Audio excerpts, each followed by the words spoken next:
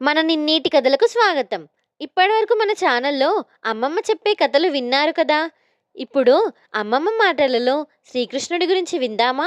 ఇక మొదలెడదామా? ఓం నమో భగవతే వాసుదేవాయ.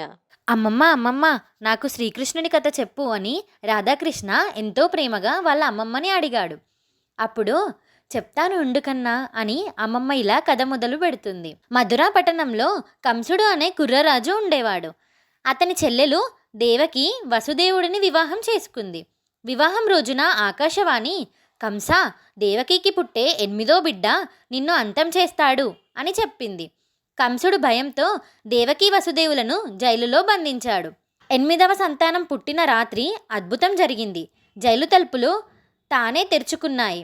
వసుదేవుడు ఆ శిశువును తట్టలో వేసుకుని యమునా నది దాటించి గోకులం అనే గ్రామానికి తీసుకువెళ్ళాడు.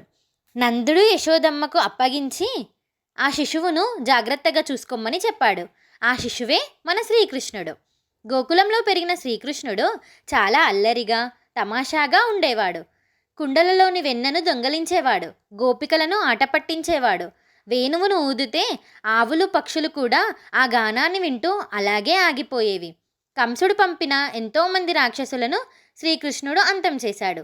కాళీయ నాగుడి విషాన్ని తొలగించాడు. ఒకసారి ఇంద్రుడు వర్షంతో గ్రామాన్ని ముంచే ప్రయత్నం చేయగా కృష్ణుడు తన చిన్న వేలిపై గోవర్ధన పర్వతాన్ని ఎత్తి గ్రామాన్ని కాపాడాడు. ఇదన్నమాట ఇవాల్టి కథ. మా కథ కనుక మీకు నచ్చినట్టయితే లైక్ చేయండి, షేర్ చేయండి, అలాగే మా ఛానల్ని సబ్స్క్రైబ్ చేసుకోండి. అలాగే మా కథ మీకు ఎలా అనిపించిందో కమెంట్ సెక్షన్లో మాతో షేర్ చేసుకోవడం అస్సలు మర్చిపోకండి. అయ్యో మర్చిపోయాను, పక్కనున్న గంట కనుక మీరు కొట్టారనుకోండి, మేము ఇలా కథలు అప్లోడ్ చేయగానే అలా మీ దగ్గరకు వచ్చేస్తాయన్నమాట. మరొక మంచి కథతో మళ్ళీ కలుసుకుందాం. అప్పటి వరకు మా ఛానల్ పైన ఒక కన్నేసి ఉంచండి.